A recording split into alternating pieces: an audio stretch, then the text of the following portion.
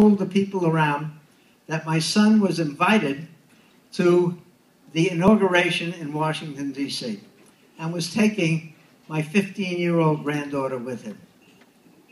I've also mentioned that he's having great difficulty in finding a hotel where he could stay in that was within reasonable distance from the Capitol. Steve popped up and immediately said, "Why should he have to stay in a hotel? He can stay in my house. We're not there. It's close to the train station and only a short distance from the Capitol." What a mensch. What a great guy. We hardly knew each other. And here he was offering my son and my granddaughter their home to stay for the presidential inauguration 4 years ago. Let me tell you a bit about Steve and Karen.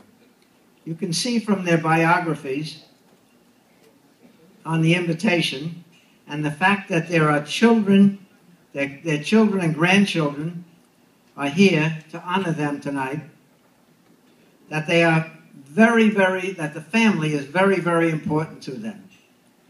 But also look at these involvements in which community activities. They were members of their synagogue. They were board director, officers and boards of their synagogues. They served on the various committees. Let's see, the Sisterhood and Men's Club. They're UGA and Federation contributors. They visited Israel on several occasions and have been supportive of Israel bonds since 1968. Daisy wanted to say something. Okay.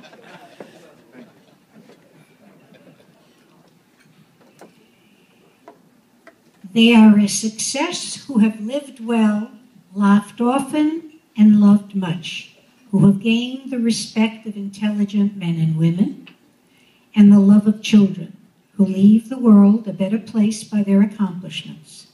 All this applies to our guests of honor. What more can we say? We couldn't like you more. Here's to more like you, Karen and Steve.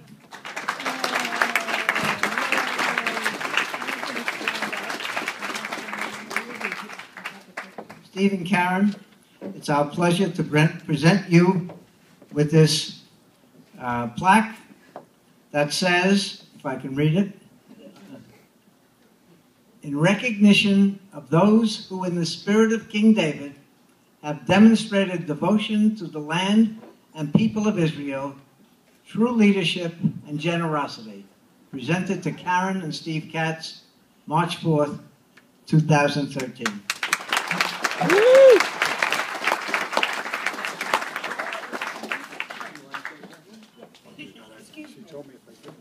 That's right.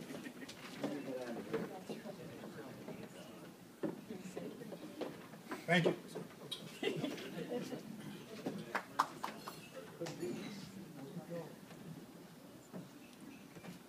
Karen and I would like to thank you all, family, friends. Is it on? Yeah. Karen and I want to thank you all, family, friends, for coming tonight. We're so pleased that you were able to be here to celebrate this honor with us. It's the perfect reason for our family, Joe and Rachel, our 3 granddaughters, Anna, Danielle, and Lauren, to get to Florida for some fun in the sun and warm weather. Didn't happen.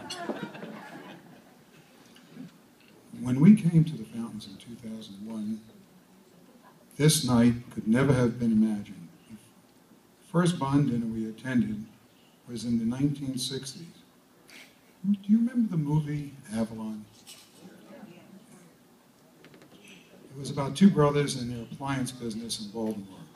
It was based on the Luskin family. Where's Barry? And I was a rep selling to them.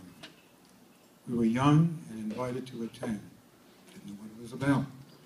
So we bought our first bond to support Israel then. It took many years, until 1994, before we made our first trip to Israel. and cashed in our bond. How exciting. We had no problem spending all the shekels we received. We were in awe of this amazing country and all they have already accomplished since their independence. Many of you have been to Israel already and have children and grandchildren living there.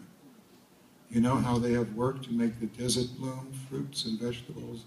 They're gigantic and delicious. The history is ongoing, and every day new history is discovered. The citizens who daily defend and work for the betterment of this country are to be admired. Last year we toured with our children and grandchildren in Israel. We made candy, we milked goats, we made goat cheese, we dug up plates, bones, weapons. We all learned more and enjoy this great country. I could go on, but I just want to say the Israelis couldn't do all they have without the support of the people from all over the world. We again thank you for sharing and the support of Israel. And not to be forgotten, Daisy and Walter, and the complete bond committee, and Mr. Azari, we do thank you. Thank you everybody for coming.